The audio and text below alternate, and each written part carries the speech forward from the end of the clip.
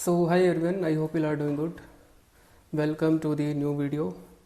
तो इस वीडियो में थोड़ा जीके की स्ट्रेटेजी और जीके को हम कैसे अप्रोच कर सकते हैं। ठीक है, जीके बहुत ही वास्ट सब्जेक्ट है, पता नहीं चलता है कि कैसे पढ़ना है, कौन से टॉपिक्स पढ़ने हैं, कहाँ से पूछा जा सकता है।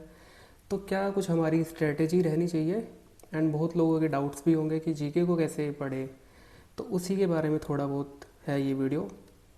तो देखो, सबसे पहले तो वेटेज कितना कितना होता है जीके का, ये पता होना चाहिए। आरआरबी एमएलटी के जो भी एग्ज़ाम्स होते हैं, either it is lab assistant, lab superintendent, उसमें 10 मार्क्स का आपका जीके पूछा जाता है, 10 मार्क्स का साइंस पूछा जाता है। साइंस के कुछ कंपोनेंट्स जीके में ही इंक्लूड होते हैं, लाइक डाइजेस्टिव सिस्टम और आपका एक्सक्रेटरी सिस्टम, देन तो ये सारी चीज़ें मतलब हार्मोन्स वगैरह ये आप नॉर्मली जीके में भी पढ़ते हो। ठीक है, बट वहाँ पे अलग से पूछा जाता है 10 नंबर का साइंस, उसमें थोड़ा फिजिक्स वगैरह भी होता है, केमिस्ट्री वगैरह। एमसीआरई में अभी तक 5-6 क्वेश्चन पूछे जाते हैं, 20 क्वेश्चन आते हैं नॉन टेक्निकल के, उसमें से 5-6 आपके जीके के रहेंगे, कुछ क्वेश्चन आपके इंग्लिश, मैथ और आपका रीजनिंग और कंप्यूटर के रहेंगे। देन जीआईएमएस में अभी जो दे रखा है उन्होंने 20 मार्क्स का जीके पूछा जाएगा। देन डीएसएसबी में भी 20 मार्क्स का जीके आता है, और ऐसे ही सबका अपना अलग अलग पैटर्न होता है। ठीक है, अब बहुत लोगों के डाउट्स होंगे, इवन ग्रुप में भी किसी ने पूछा था कि जीके बहुत ही अनप्रेडिक्टेबल है, तो क्यों पढ़े हम। 5 नंबर का जीके आएगा, 10 नंबर का आएगा, है ना, उसमें भी पता नहीं है कहाँ से पूछा जाएगा। तो इससे बेटर है ना कि हम जीके में टाइम इन्वेस्ट करने के बजाय हम दूसरे सब्जेक्ट में टाइम इन्वेस्ट करें, एमएलटी को अच्छे से पढ़ लें। देखो, सबसे पहली चीज़ तो ये है, एमएलटी इतना अनप्रेडिक्टेबल नहीं है। बहुत सारे पीवाईक्यूज एमएलटी में क्वेश्चन रिपीट होते हैं। इवन आपने देखा भी होगा, रेलवे जैसे एग्जाम्स में बच्चे 70 एमएलटी का पूछा गया है तो उसमें से 60-60 क्वेश्चन ठीक करके आ जाते हैं। तो कहाँ सिलेक्शन किस बेसिस पे हो रहा है। आपने गोरखपुर वाला रिजल्ट उठा के देखा होगा, बहुत सारे ऐसे बच्चे थे जो एमएलटी में तो अच्छा स्कोर कर रहे हैं, ठीक है, रिजल्ट भी पड़ा होगा पीडीएफ ग्रुप में, लेकिन नॉन टेक्निकल में उनका स्कोर बहुत ही कम था, जिस वजह से उनका फाइनल सिलेक्शन नहीं हुआ। और दूसरी साइड ऐसे भी बच्चे थे जिन्होंने नॉन टेक्निकल में अच्छा स्कोर किया और एमएलटी में थोड़ा कम स्कोर था, इस वजह से फाइनल सिलेक्शन हो गया। तो किसी भी सब सब्जेक्ट को जब कंपटीशन इतना ज़्यादा टफ है, एमसीआरई में एक एक मार्क्स मैटर करता है, एक क्वेश्चन वहाँ पे 4 नंबर का होता है, तो आप किसी भी सब्जेक्ट को नेगलेक्ट नहीं कर सकते हैं, छोड़कर नहीं जा सकते हैं। ठीक है, तो एमएलटी आपका इम्पैक्ट क्रिएट नहीं करेगा आपके एग्ज़ाम में। मैथ, रीजनिंग, कंप्यूटर, इंग्लिश अगर आपने अच्छे से पढ़ाई करी है तो सभी करके जाते हैं, ये भी ज़्यादा बहुत ज़्यादा इम्पैक्ट, हालांकि इम्पैक्ट तो करता ही है, नॉन टेक्निकल है, लेकिन जीके एक ऐसा सब्जेक्ट है सभी छोड़ के जाते हैं। आई थिंक अगर 50% जो बच्चे हैं जो एक्चुअल में सीरियस होते हैं किसी एग्ज़ाम को, उसमें से 10-20% ही बच्चे ऐसे होते हैं जो जीके पढ़ के जाते हैं, क्योंकि एक्चुअल में किसी को पता ही नहीं है कि जीके को पढ़ना कैसे होता है। ठीक है, और टॉपिक्स को आइडेंटिफाई कैसे करना होता है पीवाईक्यू उसके थीम्स के हिसाब से, और ना ही कोई आपको कोचिंग वाला आके बताएगा। क्योंकि ये चीज़ें हैं ना कि सपोज़ अगर कोई आपको पढ़ा रहा है ना, किसी का खुद का कोचिंग है, फ्री वीडियोस वो चला रहा है यूट्यूब पे, तो वो क्यों बताएगा आपको कि जीके भी पढ़ो और नॉन टेक्निकल भी पढ़ो।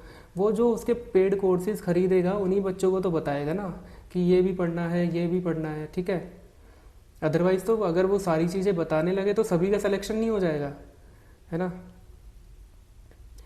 तो अब पहले जैसे मैं एक पेपर आपको दिखाता हूँ, अभी हुआ था लैब असिस्टेंट का एग्ज़ाम हुआ था, आरआरबी का लैब असिस्टेंट का एग्ज़ाम। ठीक है, ये है, और इसमें कुछ कुछ जीके के क्वेश्चन पूछे गए थे। जैसे ये था, which of the following incident led to the withdrawal of the non corporation movement, यानी कि जो नॉन असहयोग आंदोलन था वो कौन सा इवेंट था जिसकी वजह से असहयोग आंदोलन वापस ले लिया गया। चोरी चोरा इंसिडेंट था। ठीक है, अगर आपने 1900 से लेके 1930, 1947 जब देश आज़ाद हुआ तब तक की आपको टाइमलाइन पता है, इंपॉर्टेंट इवेंट्स आपको पता है, कौन कौन से मूवमेंट्स उस दौरान हुए थे, उनकी डेट्स आपने याद कर रखी है। एक टाइम का तो जीके इन्वेस्टमेंट मांगता है कि आपके नोट्स हो और आपको वो चीज़ें लर्न हो, देन हर एग्ज़ाम के लिए आपको वही नोट उठाने, वही पढ़ के चले जाना है। ठीक है, तो आप इजीली इस सब वाले क्वेश्चन को कर सकते थे। ठीक है, और ये मैंने पहले भी बताया था कि जो इम्पोर्टेंट मूवमेंट्स होते हैं ना, जो फ्रीडम स्ट्रगल वाले दौरान थे, जैसे अहमदाबाद, जो जैसे खेड़ा सत्याग्रह था एक, आपका Champaran Satyagraha, non corporation movement, civil disobedience movement, Gandhi ji का अराइवल कब था इंडिया में, है ना, जनवरी में था ना, जब प्रवासी भारतीय दिवस हम मनाते हैं उस दिन। तो ये इंपॉर्टेंट आपको पढ़ना है, और यहीं से किसी भी कुछ भी कोई टाइमलाइन इवेंट उठा के वो क्वेश्चन बना के पूछ लेते हैं। जैसे एक दो क्वेश्चन मैं और दिखाऊं यहाँ पे।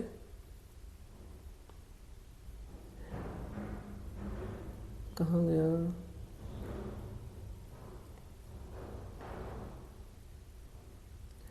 देखो, जैसे ये था article governors power to issue ordinance. कुछ इंपॉर्टेंट आर्टिकल्स थे, उसकी मैंने लिस्ट भेजी थी। वो इंपॉर्टेंट आर्टिकल्स बस आप एक बार रट लो। आपको उसी के एक ट्रिक मैं बताऊंगा, उसी ट्रिक के थ्रू आप स्टेट्स के आर्टिकल भी निकाल लोगे, ठीक है। गवर्नर का आर्टिकल पूछा था यहाँ पे, इसका ऑप्शन आ जाएगा, इसका है 213। 123 आपका आर्टिकल होता है प्रेसिडेंट वाला, जो प्रेसिडेंट की पावर होती है ऑर्डिनेंस इशू करने की। उसी में आप 90 ऐड करोगे, या 89 है शायद, तो आपका गवर्नर का निकल जाएगा 213। तो जैसे सपोज करो किसी ने राइट टू इक्वेलिटी पूछ लिया, ठीक है, कि इसमें से कौन सा आर्टिकल राइट टू इक्वेलिटी से रिलेटेड है। तो आपको पता है कि आर्टिकल 14 से लेके 18 तक राइट टू इक्वेलिटी वाले पोर्शन में आते हैं, यानी कि समानता के अधिकार हैं वो। फिर उसमें से कोई भी बीच में आर्टिकल वो लोग पूछ ले, है ना, तो आप इजीली सोल्व कर लोगे इस वाले क्वेश्चन को।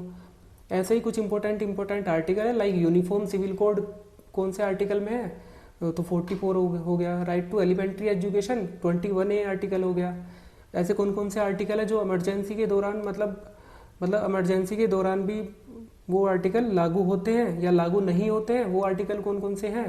तो वो एक बार आप लिस्ट बना लो ऐसे छोटे छोटे टॉपिक्स की, और फिर वही टॉपिक्स आपके बार बार रिपीट होते रहते हैं, ठीक है। जैसे ज्योग्राफी में मैंने बताया था कि बॉर्डर जो है वहाँ से क्वेश्चन पूछे जाते हैं। इंडिया के जो नाइबरिंग कंट्रीज़ है, कौन कौन से कंट्रीज से बॉर्डर शेयर करता है। अब जैसे ये आर्टिकल था, state share and international boundary with Bangladesh and Myanmar. अगर आपको वो पता है, आपने मैप अच्छे से पढ़ा है ना, तो आपको पता होगा कि जो वो है ना मिजोरम, वो नीचे यहाँ पे लटका हुआ है, आप देखोगे इंडिया के मैप में, और वो मिजोरम यहाँ पे है, ठीक है। अब आपको कोई भी मतलब पता है कि आपको ये पता है कि भाई मिजोरम, मतलब मिजोरम जो है वो सबसे नीचे है, ठीक है। और आपको ये नहीं पता कि मिजोरम शेयर करता है या नहीं करता, कौन सा स्टेट शेयर करता है या नहीं करता। तो मिजोरम सबसे नीचे है और यहीं से आपका म्यांमार स्टार्ट है। तो आप इजीली एलिमिनेट कर सकते थे। आपको पता है असम तो बीच में है, त्रिपुरा उसके यहाँ पे है, इसके बाद मिजोरम है, एंड द मणिपुर आपका ऊपर है, और यहाँ पे आपका म्यांमार है। तो सिंपल सा इसका आंसर निकल के आ जाएगा मिजोरम। तो ऐसी कुछ एलिमिनेशन ट्रिक्स भी होती हैं। तो थोड़ा बहुत तो आपको पढ़ना होगा, कुछ टॉपिक्स हैं वो तो आपको पढ़ने ही होंगे, वो टॉपिक्स भी मैं आपको दिखा दूंगा आगे। उसके बेसिस पे ही, उसी की नॉलेज के बेसिस पे आप बहुत सारे क्वेश्चंस ठीक कर सकते हैं, ठीक है।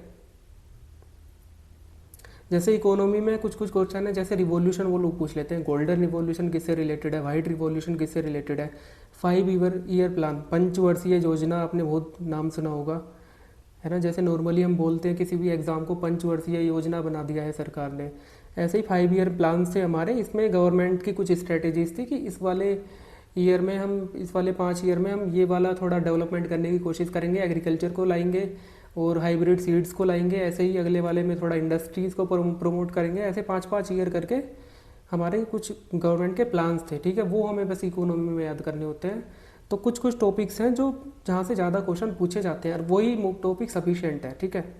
अब जैसे ये है आपका वर्ल्ड ज्योग्राफी का मैप। अब एक क्वेश्चन यहाँ पे पूछा गया था कि सबसे ज़्यादा लेक्स कहाँ पर है। अगर आपने ये वाला मैप अच्छे से पढ़ा है, मैप ज्योग्राफी का, आपने वर्ल्ड का मैप थोड़ा बहुत पता है कौन कौन सी कंट्रीज़ कहाँ पे है, तो आप सिंपल सा देखेंगे यहाँ पे ये लेक्स कहाँ पे दिख रहे हैं आपको, कनाडा में। तो इसका सिंपल सा आंसर था कनाडा, ठीक है। आपको पता है कि कॉन्टिनेंट्स कौन कौन से हैं, ये एशिया कॉन्टिनेंट है, ये आपका अफ्रीका कॉन्टिनेंट है, ये ऑस्ट्रेलिया है, ये साउथ अमेरिका है, एंड ये नॉर्थ अमेरिका है। कल को अगर वो लोग क्वेश्चन पूछ ले कि यूएसए कौन से कॉन्टिनेंट में है, तो वो नॉर्थ अमेरिका कॉन्टिनेंट में है। बहुत लोग सोचते हैं कि नॉर्थ अमेरिका एक मतलब कंट्री है, नॉर्थ अमेरिका कंट्री नहीं है, नॉर्थ अमेरिका एक कॉन्टिनेंट है, ठीक है। कल को पूछ ले ग्रीनलैंड कौन से उसमें कॉन्टिनेंट में है, तो ग्रीनलैंड आपका नॉर्थ अमेरिका कॉन्टिनेंट में, ठीक है। यूएसए आपका ये साउथ अमेरिका में। ये आपकी कंट्रीज़ आपको याद होनी चाहिए। एक ये जो अफ्रीका की कंट्रीज़ है, अफ्रीकन कंट्रीज़ हैं। तो अगर कोई रिवर आपको पूछ लिया सपोज़ करो कि ये रिवर कौन से मतलब कौन से कॉन्टिनेंट में है, मतलब कौन से स्टेट में है, सॉरी कौन से कंट्री में है, और कुछ कंट्रीज़ के नाम आपको दे दिए, ठीक है, और आपको पता है कि ये जो रिवर है ये अफ्रीका कॉन्टिनेंट में है, और अफ्रीका की कंट्री आपको पता है ये वाली कंट्री अफ्रीकन कंट्री है, तो आप इजीली उसको एलिमिनेट कर दोगे। तो ये कुछ कुछ थोड़े बहुत ट्रिक्स होते हैं, तो इतना तो आपको पता होना चाहिए बेसिक। अब बात कर लेते हैं कौन कौन से टॉपिक्स आपको पढ़ने हैं। देखो जैसे ज्योग्राफी है, ज्योग्राफी में सबसे ज़्यादा ये सारे PYQs एनालाइज करे हैं मैंने, उसके ऊपर उसके बाद मैंने थीम्स ये सारे टॉपिक लिखे हैं यहाँ पे, इसको मैं शेयर भी कर दूंगा ग्रुप में।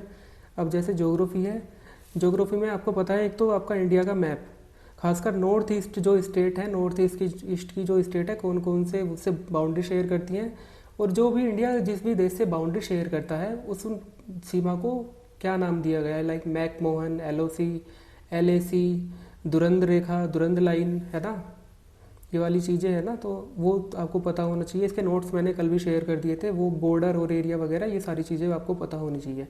देन ज्योग्राफी में माउंटेन्स, माउंटेन से क्वेश्चन पूछा गया था, नंदा देवी, नंदा देवी माउंटेन कौन से मतलब स्टेट में है, नेपाल भी आई थिंक उसका शायद ऑप्शन था, नेपाल में है, उत्तराखंड में है, हिमाचल प्रदेश में है। देन आपके रिवर्स, रिवर्स आपके इंपॉर्टेंट रिवर्स आपको पता होनी चाहिए, खासकर ब्रह्मपुत्र, गंगा एंड ऊपर इंडस रिवर, नर्मदा, और आपका नर्मदा है, ताप्ती है, और ऐसे ही कुछ इंपॉर्टेंट जो रिवर्स हैं वो आपको पता होनी चाहिए कौन कौन से स्टेट से बहती हैं और कहाँ वो मतलब निकलती है, वेस्टर्न साइड और ईस्टर्न साइड, वेस्टर्न घाट की साइड और ईस्टर्न घाट की साइड। देन पासिस, पासिस से क्वेश्चन पूछे जाते हैं। एक पासिस का क्वेश्चन आया था आई थिंक MCRE में, अफगानिस्तान और इंडिया का जो पास होता है उसका नाम क्या है। लेक्स आपके पूछे जाते हैं, खासकर हाईएस्ट और लार्जेस्ट इंडिया और वर्ल्ड का दोनों को मिला के, कि हाईएस्ट लेक कौन सा है, लार्जेस्ट लेक कौन सा है, ओल्डेस्ट लेक कौन सा है, डीपेस्ट लेक कौन सा है, सॉल्ट लेक कौन सा है ना, पिंक लेक कौन सा है, ऐसे करके लेक्स वगैरह पूछे जाते हैं, लेक्स आपको पढ़ने होंगे, ठीक है। देन वर्ल्ड में भी सेम, एक तो आपको मैप अच्छे से पता होना चाहिए, कौन कौन से कॉन्टिनेंट है, कितने कॉन्टिनेंट है, और कौन कौन सी कंट्री कौन से कॉन्टिनेंट पे सिचुएटेड है, ठीक है। देन यहाँ पे मैंने लिख दी एक चीज़ और है, कंट्री कैपिटल, यहाँ पे लिख देता हूँ कंट्री कैपिटल और उसकी करेंसी।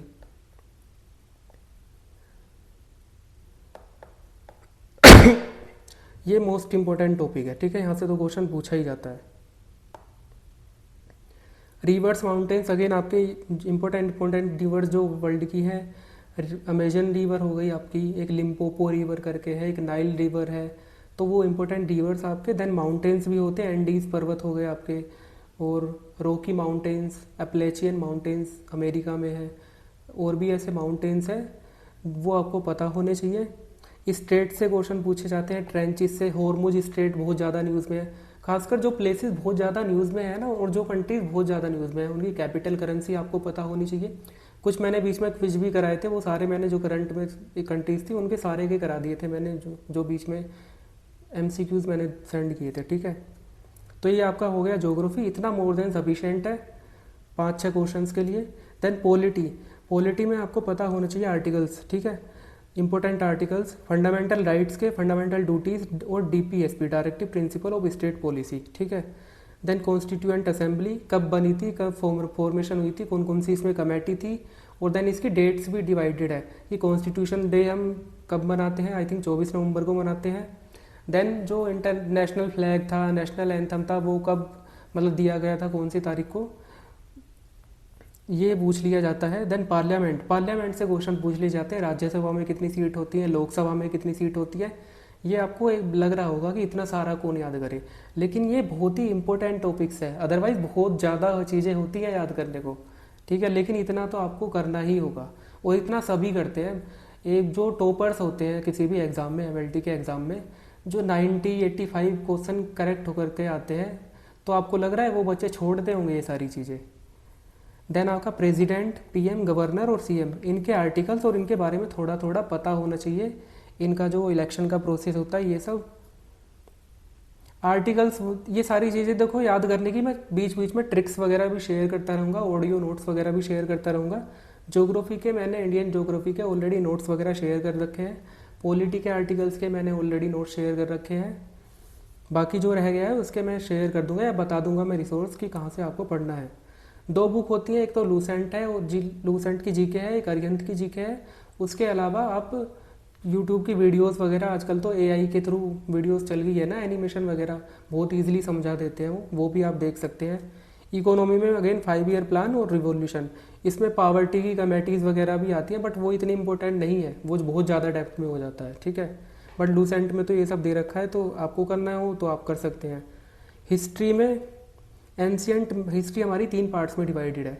एक तो एंशियंट है, देन मिडाइवल है, एंड मॉडर्न हिस्ट्री है। मॉडर्न हिस्ट्री सबसे ज़्यादा इंपॉर्टेंट है, लेकिन एंशियंट एंड मिडाइवल से भी क्वेश्चन पूछे जाते हैं। एंशियंट हिस्ट्री और मिडाइवल हिस्ट्री का मैंने बताया था, लूसेंट में जितना भी हाईलाइटेड पार्ट्स है डायनेस्टीज़ का वो आपको पता होना चाहिए, लाइक डायनेस्टी, किंग्स, और डायनेस्टीज़ का थोड़ा क्रोनोलॉजी कि कौन सी डायनेस्टी पहले आई। लाइक जैसे मैंने एक याद कर रखा था एंशियंट डायनेस्टी का एक ट्रिक है, हसीना मासूका करके है, ठीक है, मासूका। तो ये है, ऐसे हो गया हमारा हरियाणक डायनेस्टी, और सुंगा डायनेस्टी, सैसे हो गया सुंगा डायनेस्टी, हसी। फिर हमारा नाग है, शायद नाग दशक वाली जो डायनेस्टी है, हसीना है ना, यही हुआ ना, Haryanka dynasty, Shishunaga dynasty, and then मासूका से आपका मौर्यन, और फिर है सुंगा डायनेस्टी, मासूका, फिर कानवा डायनेस्टी। ऐसे करके कुछ कुछ ट्रिक्स मैंने बना रखी है, वो भी मैं शेयर कर दूंगा, अदरवाइज बहुत सारी ट्रिक्स आपको इजीली मिल जाएगी, तो ऐसे आप करके याद कर सकते हैं। देन डायनेस्टीज़ वगैरह में जो इम्पोर्टेंट होता है, जैसे नेपोलियन, इंडिया के नेपोलियन मत किसको कहा जाता है, इंडिया का नेपोलियन। देन इक्ता सिस्टम किसने चलाया था, मुगल्स वगैरह से पूछे जाते हैं। देन इंडिया की जो पहली फीमेल जो मतलब वो थी किंग थी, रजिया सुल्तान, वो कौन थी, मतलब कौन सी डायनेस्टी से बिलोंग करती थी, दिल्ली डायनेस्टी से, उनके फादर कौन थे। देन चौगान खेलते समय मतलब कौन ऐसा जो राजा था वो मर गया था, आई थिंक इल्तुतमिश था ना शायद, है ना। तो जो इम्पोर्टेंट फैक्ट्स है ना वो ज़्यादा पूछ लिए जाते हैं एंशिएंट और मिडाइवल दोनों से। देन आप मॉडर्न हिस्ट्री की बात करें तो मॉडर्न हिस्ट्री का देखो 1900 से लेके जब देश आज़ाद हुआ 1947 तक, इसके बीच में बहुत सारे इवेंट्स हुए थे। गांधी जी भी आए थे, उन्होंने बहुत सारे मूवमेंट्स चलाए थे, दांडी मार्च वगैरह स्टार्ट की थी। एंड देन ये भी क्वेश्चन पूछा गया था कि भगत सिंह ने पार्लियामेंट में बॉम्ब कब फेंका था, कब मतलब गिराया था, ऐसा कुछ क्वेश्चन था, मैं वो भी क्वेश्चन शेयर करूँगा अभी। तो ये भी पूछ लिया जाता है ऐसे करके। डेट्स इंपॉर्टेंट याद है, इवेंट्स में क्या क्या हुआ वो ज़रूरी नहीं है, लेकिन डेट्स याद है, मतलब डेट्स आपको पता होना चाहिए, ठीक है, कौन सा पहले हुआ, उसके बाद कब हुआ, उसके बाद कब हुआ। अगेन इसका भी ऑडियो फॉर्मेट में अगर टाइम मिलेगा तो I will share that audio note in the group, ठीक है। देन उसके बाद आपका करंट अफेयर होता है, करंट अफेयर आप साथ के साथ करते रहेंगे मंथली तो ठीक है, अदरवाइज़ पिछले 6 महीने की कोई मैगजीन उठाओ, उसमें इंपॉर्टेंट जो अवार्ड्स को जो मिले हैं, नोबल प्राइज़ वगैरह जो मिले हैं, स्पोर्ट्स के अवार्ड हुए, कौन कौन से स्पोर्ट्स मतलब किसने कौन सा जीता है, लाइक कौन अलग अलग कप होते हैं ना, वो टेनिस के अलग ग्रैंड स्लैम्स होते हैं, दुरंत कप वगैरह, बैडमिंटन के अलग होते हैं, थॉमस कप वगैरह। Then Miss India, Miss World किसने जीता, तो ये ज़्यादा पूछ लिए जाते हैं। कोई इंपॉर्टेंट बिल पास हुआ है जो मतलब जिस पे बहुत ज़्यादा हंगामा हुआ है, लाइक यूजीसी एक्ट अभी पास हुआ था, यूनिफॉर्म सिविल कोड कौन कौन से स्टेट्स में लागू हो रखा है, ऐसे कुछ कुछ जो इंपॉर्टेंट इवेंट्स हो रखे हैं पिछले 6 महीने में करंट में, वो आपको पता होना चाहिए। कोई इंपॉर्टेंट स्कीम है, हेल्थ स्कीम हो गया है ना, एमएलटी का एग्ज़ाम है, हेल्थ से रिलेटेड है, तो हेल्थ की स्कीम आपको पिछले 1 साल की पता होनी चाहिए। तो ये ऐसे आप करंट अफेयर प्रिपेयर कर सकते हैं। एक और है आपका आर्ट एंड कल्चर, इसमें क्या है आपका, एक तो डांस आपको पता होना चाहिए, यहाँ से क्वेश्चन पूछे जाते हैं, डांस एंड जिसको हम हिंदी में लोक नृत्य भी बोलते हैं, फेस्टिवल्स है ना, तो ये आपको पता होना चाहिए। तो ये कुछ इंपॉर्टेंट टॉपिक्स है, इसकी पीडीएफ में ग्रुप में शेयर कर दूंगा, इतना आप सफिशिएंट कर लीजिए। देखो जो इसका जीआईएमएस का एग्ज़ाम है वो तो मतलब इतना जल्दी सब चीज़ें नहीं कवर कर सकता है, लेकिन एमसीआरई जैसे बता रहे हैं बच्चे, जून में आएगा, जुलाई में आएगा, जब भी आएगा, तो ये चीज़ें आपको करनी पड़ेगी, ठीक है, क्योंकि पेपर जो है बहुत ही अनप्रेडिक्टेबल, कंपटीशन टफ होता जा रहा है, आपको नहीं पता है वैकेंसीज कितनी आएगी, कम होगी या ज़्यादा होगी। ज़्यादा होगी तो ठीक है ना, ज़्यादा रैंक तक बहुत लोगों का सिलेक्शन होगा, लेकिन आपको अगर आपको टाइम मिल रहा है ना तो एक भी मौका नहीं छोड़ना चाहिए, इवन एक भी दिन नहीं छोड़ना चाहिए जब आप ना पढ़ो अपने एग्ज़ाम के लिए, है ना। तो ये कुछ है। देन जैसे कुछ क्वेश्चन अगर हम देख लेते हैं, जैसे कुछ क्वेश्चन पूछे भी गए हैं, ये एमसीआरई के और डीएसएसबी वगैरह आरआरबी के अलग अलग एग्ज़ाम के सारे क्वेश्चन कंपाइल कर दिए थे, ये ग्रुप में भी मैंने शेयर किया है। ये क्वेश्चन पूछे गए थे, जैसे हिस्ट्री से क्वेश्चन पूछे गए थे, ईस्ट इंडिया कंपनी कब इस्टेब्लिश्ड हुई थी, उसका ईयर दे रखा था। सिख एम्पायर के जो फाउंडर थे वो कौन थे, दांडी मार्च कभी स्टार्ट हुआ था, कहाँ से स्टार्ट हुआ था, दिल्ली सल्तनत के फर्स्ट रूलर कौन थे, सैयद सर सीदी सैयद मॉस्क्यू कब बिल्ट हुआ था, कहाँ पे बिल्ट हुआ था। देन साइमन कमीशन कब आया था, सुद्दी मूवमेंट किसके द्वारा स्टार्ट किया गया था, and bomb thrown in the assembly किसके द्वारा, है ना, कब थ्रोन किया गया था। नेपोलियन ऑफ इंडिया किसको कहा जाता है, एंड क्वाइट इंडिया मूवमेंट का डेट, और किसने मतलब किसके द्वारा लीड किया गया था। ये कुछ क्वेश्चन पूछे गए हैं, अगेन वही थीम से सारी जो अभी बताई थी। देन ज्योग्राफी में ट्री प्रोड्यूसिंग स्टेट, वेस्टर्न घाट से एक क्वेश्चन पूछा गया था। अगर आपने मैप पढ़ा है, ठीक है, आपको नहीं पता है कि वेस्टर्न घाट ईस्टर्न घाट कहाँ पे है, ठीक है, इवन आपको ये भी पता है ना कि वेस्ट, आपने मैप अच्छे से एक बार देख रखा है, आपको ये भी पता है ना कि वेस्ट साइड कौन कौन सी कंट्रीज़ आती हैं, तो आप इजीली एलिमिनेट कर सकते हैं। फिर आप ईस्ट की जो कंट्रीज़ हैं उसको तो टिक नहीं करके आओगे ना, वेस्टर्न घाट पूछा है तो वेस्ट की जो कंट्रीज़ दे रखी होगी ऑप्शन में वो आप इजीली टिक कर दोगे। देन खाइबर पास, पासिस मैंने बताया था, पासिस से क्वेश्चन आया था। नंदा देवी, और भी बहुत सारे माउंटेन्स हैं इंडिया के, वो सारे आपको, अमरकंटक हो गया एक आपका, और कुछ असम में भी है, डापला, अबोर, मिसमी हिल्स वगैरह, ये तो थोड़ा डेप्थ में हो जाता है, लेकिन माउंट केटू वगैरह, ये जो इम्पोर्टेंट माउंटेन्स है ये आपको पढ़ना ही पड़ेगा। देन ट्रेंच हो गया आपका, मैरियाना ट्रेंच पूछा गया था। लार्जेस्ट स्मॉलेस्ट ये बता दिया था मैंने, ये आपको पढ़ना पड़ेगा, है ना। देन फास्टेस्ट मूविंग ग्लेशियर पूछा गया था। इंडियन पॉलिटी में जुडिशियल रिव्यू पूछा गया था। आर्टिकल पूछा गया है 2 बार आर्टिकल, है ना। देन जैसे सपोज आपको पता है कि आर्टिकल 14 से रिलेटेड 14 से लेके 18 तक राइट टू इक्वलिटी यानी कि समानता के अधिकार की बात करते हैं, 14, 15, 16, 17 और 18, है ना। और उन्होंने पूछ लिया है कि अबॉलिशन ऑफ अनटचेबिलिटी कौन से आर्टिकल से रिलेटेड है, ठीक है। अब अनटचेबिलिटी मतलब जो आर्टिकल है, मतलब छुआछूत वाला जो है, अनटचेबल वाला, तो एक आप राइट टू प्रॉपर्टी में तो लगा कर नहीं आओगे, या राइट टू रिलीजन में भी नहीं लगा कर आओगे, या राइट टू फ्रीडम जैसा लग रहा है, लेकिन उसमें भी आप, अगर आपको थोड़ा बहुत भी पता है ना, या आपने पढ़ रखा है, एक आप सपोज आपके आर्टिकल नहीं याद है, लेकिन आपने ओवरव्यू ले रखा है कि जो आर्टिकल 14 है वो आपका इक्वलिटी बिफोर लॉ है, देन आर्टिकल 15 आपका डिस्क्रिमिनेशन वाला है, देन आर्टिकल 18 आपका टाइटल्स है, आर्टिकल 17 आपका अनटचेबिलिटी है। तो एक बार भी अगर आपने पढ़ा है तो आप उसको ईजिली थोड़ा बहुत एलिमिनेट करके ट्रिक वगैरह के थ्रू, लॉजिक वगैरह के थ्रू ठीक करके आ जाओगे, ठीक है। बट अगर आप पढ़ के ही नहीं गए हैं तो आप उसको गलत ही करके आओगे। ऐसे ही इकोनॉमी में कुछ कुछ क्वेश्चन है। कल्चर एंड आर्ट्स में डांस वगैरह, फेस्टिवल्स, जो ये पूछा गया है। रबी क्रॉप्स, खारिफ क्रॉप्स, ये भी पूछा गया है, इससे के शायद एमसीक्यू भी शेयर किए थे मैंने। हिस्ट्री में जैसे गुप्ता की डायनेस्टी, अलाई दरवाज़ा किसके द्वारा बनाया गया। करेंसी पूछा गया है 3 बार, करेंसी और कैपिटल वगैरह। तो ये कुछ PYQs पूछे गए हैं। एंड इंडिया का मैप भी है शायद यहाँ पे।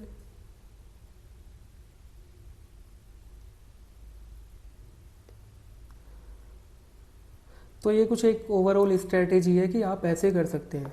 जैसे ये है इम्पोर्टेंट आर्टिकल, सपोज करो, तो ये है फंडामेंटल राइट्स के जितने भी इम्पोर्टेंट आर्टिकल्स हैं वो यहाँ पे दे रखे हैं। इसको मैं ग्रुप में भी शेयर कर दूंगा, और अदरवाइज़ मैंने पहले भी एक PDF शेयर कर रखा है। तो जितने भी सारे आर्टिकल्स हैं एक बार आप अच्छे से याद कर लो, कुछ भी ट्रिक वगैरह के थ्रू। जैसे मैं अगर यहाँ पे आपको फंडामेंटल राइट्स कुछ याद कर आगे दिखाऊँ, जैसे 17 मैंने अनटचेबिलिटी है, 17 ऐसे याद कर रखा है, लाइक 17 ऊपर से तो टच हो रहा है लेकिन नीचे थोड़ा गैप है, तो ये अनटचेबिलिटी हो गया। ऐसे ही आर्टिकल 18 विराट कोहली, आर्टिकल 18 है टाइटल्स, यानी कि अब राजा महाराजा वाले टाइटल्स आप नहीं यूज़ करोगे। अगर कोई कॉन्स्टिट्यूशनल टाइटल आपको नहीं दिया गया है जैसे पद्म श्री, वो आप लगा सकते हो अपने नाम के आगे, लेकिन राजा महाराजा वाले टाइटल्स आप नहीं यूज़ कर सकते। तो एबोलिशन ऑफ टाइटल्स है। और 18 जो है विराट कोहली का है। विराट कोहली खुद में एक टाइटल है, ब्रांड है, तो उसको मैंने 18 जर्सी ऐसे याद कर रखा है विराट कोहली से, ठीक है। जैसे आर्टिकल 14 इक्वलिटी बिफोर लॉ, है ना, विधि से पहले वाला जो कानून है, यानी कि सबको इक्वल माना जाएगा विधि के समक्ष। देन आर्टिकल 15 तो एक मूवी आई थी डिस्क्रिमिनेशन वाली, इस पर तो एक मूवी थी, वो आपको याद होना चाहिए। देन 16 है पब्लिक एम्प्लॉयमेंट, ठीक है, यानी कि जो पब्लिक एम्प्लॉयमेंट है उसमें इक्वलिटी। अब जो इसको मैंने ऐसे याद कर रखा था जैसे कि आप 16-17 के होते हो, आप एम्प्लॉयमेंट ढूंढते हो, जब आप 12 आपकी जनरली 12 पास कर लेते हो 16 की एज में, 16-17, तो ऐसे मैंने याद कर रखा था इसको। ऐसे ही आर्टिकल 21 है right to life and personal liberty. अब आर्टिकल 21A है राइट टू एजुकेशन, है ना। ए है ABCD, हम जब पढ़ाई की शुरुआत करते हैं सबसे पहले ABCD याद करते हैं, तो राइट टू एजुकेशन, इसको ऐसे याद कर रखा था। देन आर्टिकल 40 हो गया आपका पंचायत और ऑर्गेनाइजेशन ऑफ विलेज पंचायत। तो ऑर्गेनाइजेशन के ओ में ओ आ रहा है, और 40 के जो जीरो है वो ओ से, मतलब ओ और जीरो सेम से ही होते हैं। देन 44 है 4 और 4 इक्वल से हो गए ना, तो यूनिफॉर्म सिविल कोड में भी तो एक ही उसकी बात करता है ना कि पूरे देश में एक ही समय तरह का वो कानून लागू हो। देन आर्टिकल 51 हो गया आई से इंटरनेशनल पीस, और 51 में आ ही रहा है, 51A में आ गया फंडामेंटल ड्यूटीज़, है ना। तो एक क्वेश्चन था शायद, हाँ अभी मैं दिखाऊंगा ये क्वेश्चन आपको। देन एक इसमें फिर यूनियन और एग्जीक्यूटिव एंड पार्लियामेंट वाले आर्टिकल्स हैं। अगर आपको पता है कि भाई इतने आर्टिकल से रिलेटेड, इतने आर्टिकल से लेके इतने आर्टिकल तक यूनियन और पार्लियामेंट वाले आर्टिकल है, तो उसी की कुछ ट्रिक होती है, लाइक जैसे आर्टिकल 61 से लेके 111 तक, 111 या फिर 112 है, उसमें आप 89 ऐड करोगे तो आपका स्टेट वाला आर्टिकल निकल के आ जाएगा। फिर 112 के बाद जो भी आप 90 ऐड करोगे यूनियन के आर्टिकल में, उसमें आपका स्टेट का आर्टिकल निकल के आ जाएगा। For example article 123 ordinance power of president था। RRB के लैब असिस्टेंट में पूछा गया था गवर्नर का ऑर्डिनेंस पावर, तो गवर्नर के ऑर्डिनेंस पावर के लिए आप 123 में 90 ऐड करोगे तो कितना हुआ, ये हो गया 213। ऐड करके देख लेना अदरवाइज। तो 213 में ऑर्डिनेंस पावर ऑफ गवर्नेंस हो गया। तो आपको सारे आर्टिकल्स याद करने की ज़रूरत नहीं है, आपको बस स्टेट और यूनियन, मतलब आपको यूनियन वाले सेंटर के जो आर्टिकल्स हैं वो आपको याद लर्न करने की ज़रूरत है बस, ठीक है। उसी के बेसिस पे आप थोड़ा कैलकुलेट करके 89 और 90 को ऐड करके आप स्टेट का आर्टिकल ऑटोमेटिकली आप निकाल सकते हैं।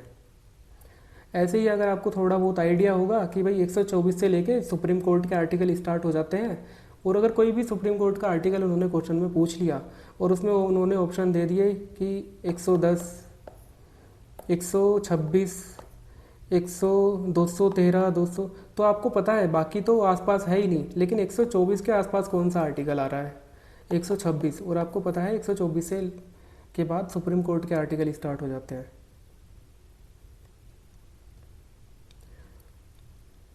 देन ये इमरजेंसी वाले आर्टिकल है, local governance bodies and emergency framework, ये इमरजेंसी के आर्टिकल है।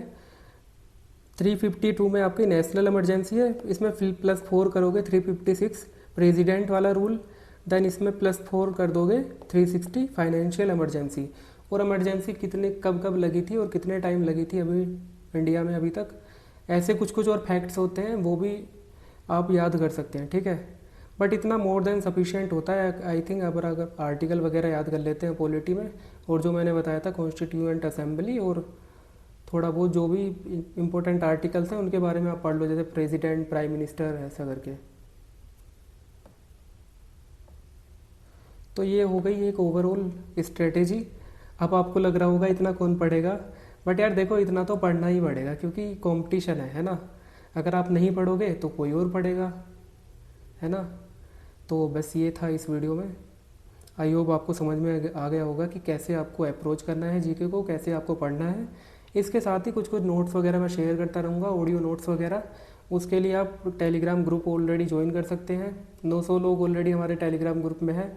लिंक मैं कमेंट सेक्शन में शेयर कर दूंगा, वहाँ से आप ज्वाइन कर सकते हैं टेलीग्राम का ग्रुप, ठीक है। तो थैंक यू, बस यही था इस वीडियो में।